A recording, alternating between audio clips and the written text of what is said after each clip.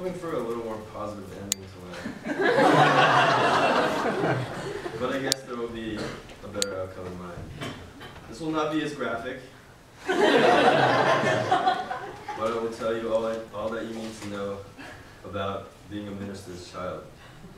Well, I'm actually going to start by telling you about my early years in the temple, actually.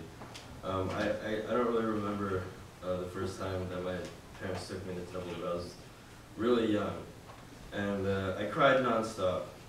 And when we sat down in the temple, I heard the chanting of Shoshinge, and I cried even more. But as time grew on, I made a lot of friends at the temple.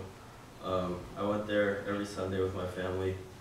And I just looked forward to it because I got to see a lot of the friendships that I had made over the years.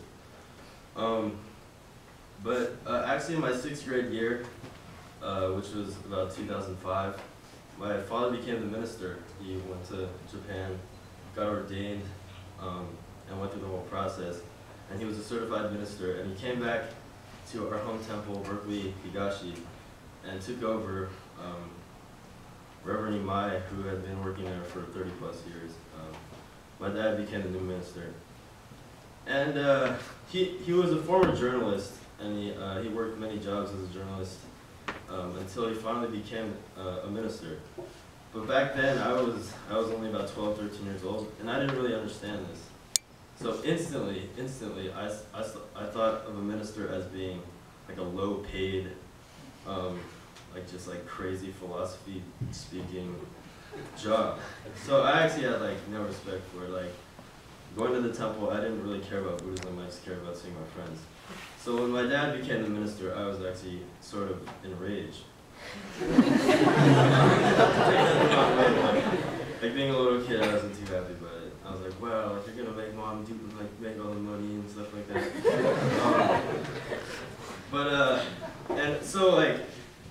And through the period of time from that into my later years of middle school and even my early years of high school, I would still go to temple because I was so involved and it had been such a tradition. But during his Dharma talks, as he said, I would always look away. He'd be talking about oh yeah, well, interdependence, we're all connected, blah, blah, blah, and I kind of just...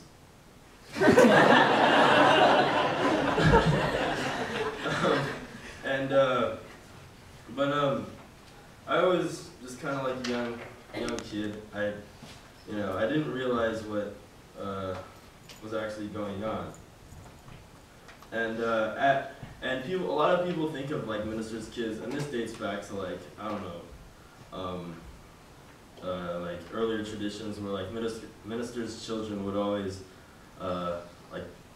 their parents would be very strict with them. They'd go to church every Sunday. They'd get dressed they'd have to dress really nicely. But actually, my parents actually didn't encourage that.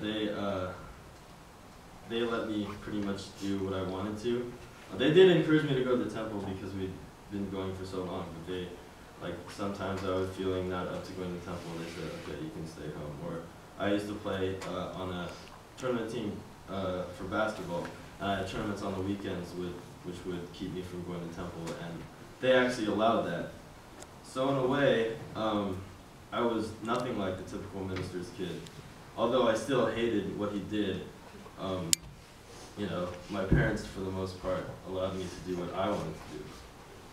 So this kind of carried on, and I tell this to some people, I was so ashamed that sometimes at school, people would be like, oh, what does your dad do? Well, I would kind of stray away from the fact that he was a minister, and I'd say oh, he's a journalist. Because he was a former journalist, but I didn't want to tell people that, oh yeah, he's a Buddhist minister, and I would think that people look at me crazy, what the hell is that? So that carried on until about maybe around my 10th grade year in high school, that I became more active in social activities, and I actually volunteered for some clubs at school, and I started to work. I worked at the Lego engineering class, which is I worked as kind of an assistant teacher, and just being at school, I saw that like teachers are much like my father. They, even though like their jobs may seem horrible, have to work early hours, and their pay is far below average. They still show up to work and are willing to work, and I thought, why? Well, actually, to connect the talk about interdependence, there are a lot of people out there who need these special teachers to learn more about the world itself and just other aspects of life. And I kind of realized that's what my dad was doing. He was like this teacher, and there was a whole Berkeley community that enjoyed going to the temple, looked forward going to the temple, and found like a spiritual oasis away from like society in the modern day. So I actually became a little more appreciative of his position at the temple, and I've actually learned a lot since then. I've paid a lot more attention to his Dharma talk sermons. I became a lot more involved in the temple itself, and I think that you know, having to reflect back and looking how I was back when I thought that, oh, my dad's job was like a complete joke. Like, I think it's good to see actual like growth in my path to become, you know, enlightened, or like reach a spiritual thought about my life. So I wouldn't change anything. I wouldn't go back. Well, I mean, I guess I'd go back and like maybe listen to his sermons a little more. But I look back and I enjoy seeing the growth of myself as a person, and I appreciate my parents for taking me to the temple and giving me somewhat of my own space. And now I look at, like, I believe that whatever you do, you should do something passionately.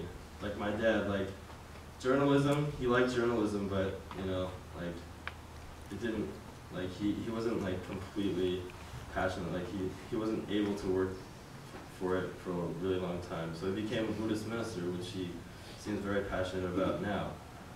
So you should always work for something that you love doing, because you are yourself, and you shouldn't be controlled by anything else. And for all you youngsters out there, if there is any like ignorance, like I know I felt ignorance back when I was young, I believe that time eventually will unravel that. So just keep an open mind, and as time goes on, your mind will open up and ignorance will disappear.